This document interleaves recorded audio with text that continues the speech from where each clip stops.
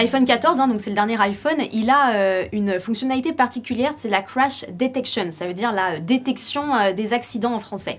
Pour vous expliquer comment ça fonctionne, en fait, quand il y a un choc brutal, cette fonctionnalité elle va se déclencher. Vous avez 20 secondes pour dire si ça va ou non, et si vous ne répondez pas, l'iPhone va automatiquement appeler les secours. Le hic, c'est que cette fonctionnalité, elle est un peu trop performante. On s'en est rendu compte cet hiver dans les stations de ski aux États-Unis, dans l'état du Minnesota, plus de 700 fausses alertes ont été déclenchées, ont rapporté les autorités locales, et c'est problématique parce que du coup, les secours interviennent pour rien et ne peuvent pas forcément être mobilisés pour les vraies urgences. Alors moi j'ai passé quelques coups de fil à des stations de ski françaises.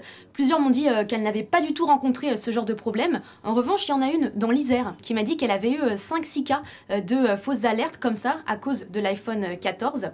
Alors quelles sont les solutions?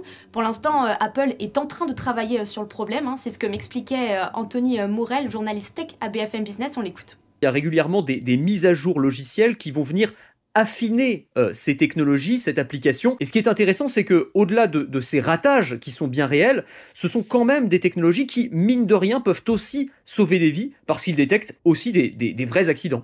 En attendant que cette fonctionnalité soit améliorée, certaines stations de ski américaines ont demandé à leurs clients de désactiver la fonctionnalité lorsqu'ils se rendent sur les pistes.